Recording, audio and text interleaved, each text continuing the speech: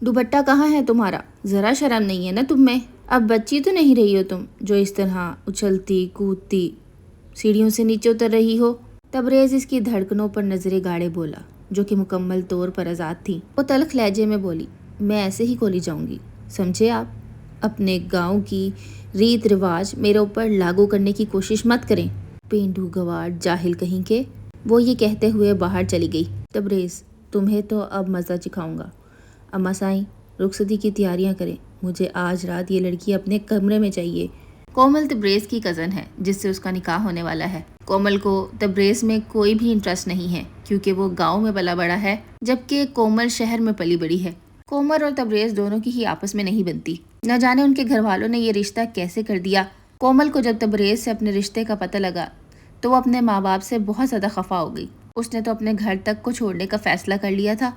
कोमल ने शहर के एक बड़े कॉलेज में पढ़ाई की थी, जहाँ पर आम तौर पर फैशन है कि लड़कियां और लड़के साथ रहते हैं, आपस में घुलते मिलते हैं, पढ़ाई करते हैं और पार्टीज पे भी जाते हैं। एक दफ़ा तबरेज़ जब शहर गया था, उसने देखा कि कोमल काफ़ी ज़्यादा लड़कों के साथ, जिनमें लड़कियां भी शामिल थी, आपस में कहीं पार्टी करने जा रहे हैं। तबरेज़, जिसको ये सब कुछ नहीं पसंद था, वो उसके पीछे गया। उसने देखा कि किसी क्लब में जा रहे हैं। तबरेज़ क्योंकि ज़्यादा पढ़ा लिखा नहीं था, उसे इस चीज़ का अंदाज़ा नहीं था कि इन पार्टीज में आखिर क्या क्या हो सकता है। उसे तो बस गांव का वडेरा बनना आता था। वो पीछे पीछे क्लब के अंदर चला गया, जहां उसने कोमल को देखा कि वो नाच रही थी। जब उसने कोमल को देखा तो यकायक उसने टिकटिकी बांध के कोमल को देखा। उसे बहुत हैरानगी हुई। उसने क्या देखा? माहौल बहुत ही खराब था अंदर का। दुपट्टे का तो नामो निशान नहीं था। छोटी छोटी शर्ट्स और नीचे टाइट्स जीन्स। लड़कियों के जिस्म आधे आधे नजर आ रहे थे। इस सब में कोमल भी शामिल थी। तबरेज़ एकदम से परेशान हो गया था। उसने कोमल का हाथ पकड़ा और वहां से उसको ले गया। झटके से उसको गाड़ी में बिठाया। कोमल चीखती रही, लेकिन तबरेज़ ने उसकी एक न सुनी। इसके बाद जब वो उसे घर लेकर आया, उसने मामू और ममानी के सामने कोमल को छोड़ा और कहा कि आपकी बेटी तो बहुत ही खराब हो गई है। क्या आपको पता है कि ये रात को जाती कहाँ है? कोमल के माँ बाप भी बोल्ड किस्म के लोग थे। कोमल के बाप ने कहा, हाँ हमें पता है कि वो कहाँ जाती है, तुम्हें बताने की जरूरत नहीं है, शादी के बाद ठीक हो जाएगी, तुम ज्यादा फिक्र नहीं करो। तबरेज़ तबरेज़ ने अपने मामू और ममानी से कहा कि आप इसकी हरकतें ठीक कर लें, वरना मुझे ही कुछ करना पड़ेगा। तबरेज़ ने अपने मामू और ममानी को साफ कह दिया कि मैं जल्द ही बारात लेकर आऊंगा। आप कोमल को समझा के रखें कि ये ऐसी हरकतें दोबारा ना करे। मुझे आज आइंदा के बाद ये किसी पार्टी में नजर ना आए। दूर खड़ी कोमल भी ये सब कुछ सुन रही थी। कोमल को उस टाइम पे बहुत गुस्सा आया, लेकिन वो कुछ कर भी नहीं सकती थी। इसके बाद तबरेज़ वापस गाँव के लिए निकल गया और जाते जाते वो अपने मामू और ममानी को एक शानदार दावत की पेशकश करके गया था। उसने कहा था कि इस हफ्ते आप लोगों ने गांव ज़रूर आना है और कोमल को भी लेकर आइएगा। कोमल अपने माँ बाप से बहुत नाराज़ थी। वो नहीं चाहती थी कि वो तबरेज़ से शादी करे, मगर कोमल के माँ बाप तो तबरेज़ की दौलत के पीछे मरते थे। नौकर चाकर आगे पीछे, बड़ी बड़ी गाड़ियाँ, बड़े बड़े महल, मुरब्बों के हिसाब से ज़मीन। मामू की तो बस उन्हीं सब चीज़ों पर नज़र थी, इसीलिए तो वो अपनी बेटी तबरेज़ को देना चाहते थे, ताकि उनकी बेटी भी गांव की मलका बनकर घूमे। दिन बहुत शानदार था। सुबह सुबह ठंडी हवा चल रही थी। तबरेज़ बाहर खड़ा अपने लॉन में टहल रहा था और वह यकायक कोमल के बारे में ही सोच रहा था। इतने में 5-6 गाड़ियां आकर रुकी और सबसे पहली गाड़ी में ही कोमल थी, क्योंकि आज उनकी दावत थी और वो सब गाँव आए थे। कोमल ने दुपट्टा नहीं पहना हुआ था।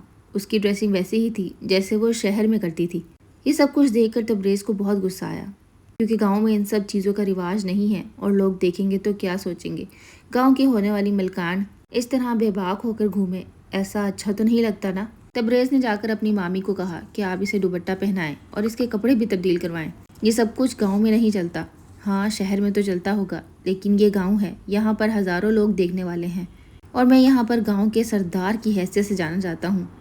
इसके बाद तबरेज़ ने अपनी अम्मा से भी बात की कि बस आप लोग जल्दी शादी का इंतज़ाम करें। पहले तो वो शादी 1 महीने बाद करना चाहता था, लेकिन उसने अपनी माँ को हुक्म दिया कि शादी आज ही होगी। मैं अब इस लड़की को मज़ीद ढील नहीं दे सकता, इसकी लगाम खींचनी पड़ेगी। जिस पर तबरेज़ की अम्मा साईं बोली, ऐसा कैसे मुमकिन है? न लड़की मानेगी और ना ही उसके घर वाले। तबरेज़ ने चिल्लाते हुए कहा, मैं अपने मामू से खुद बात कर लूँगा, वो मान जाएंगे, लेकिन आज रात इस लड़की का तो दिमाग में दुरुस्त करके ही रहूँगा। तबरेज़ ने जाकर अपने मामू से बात की और मामू मान गए, क्योंकि उसने उसी वक्त 2 मुरब्बा ज़मीन अपने मामू के नाम कर दी थी, जिस पर उसके मामू भी कुछ न कह सके। कोमल को जब ये सब पता लगा कि आज उसकी शादी है, तो वो तो हक्का बक्का ही रह गई। पहले तो उसे ये सब बातें समझ नहीं आई, لیکن پھر جب اسے واقعی یقین ہونے لگا کہ نہیں یہ سب باتیں سچ ہیں اور آج میری شادی ہونے والی ہے، وہ بھی میری مرضی کے خلاف، تو وہ تبریز کے پاس بھاگی اور تبریز پہ چلانے لگی، یہ کیا مذاق ہے؟ آج کی آج شادی کیسے ہو سکتی ہے؟ یہ سب کچھ میری مرضی کے خلاف ہو رہا ہے، میں کبھی بھی اس رشتے کے لیے نہیں مانوں گی، تم مجھ سے کبھی بھی نکاح نہیں کر سکو گے۔ تبریز نے بڑے ہی پیار سے مسکراتے ہوئے کہا، شادی تو آج ہی ہوگی۔ دیکھو کومل، بعد میں بھی تو شادی ہونی ہے نا، اور تمہیں کون سا جہیز کی فکر ہے؟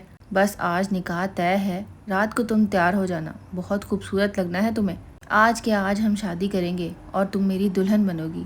یہ کام بہت دنوں بعد بھی تو ہونا ہے نا، تو آج ہی کیوں نہیں؟ کومل مجبور تھی، وہ کہیں بھاگ بھی نہیں سکتی تھی۔ شہر کی اتنی ماڈرن لڑکی گاؤں کے اس گوار کے ساتھ آ کر پھنس کے رہ گئی تھی۔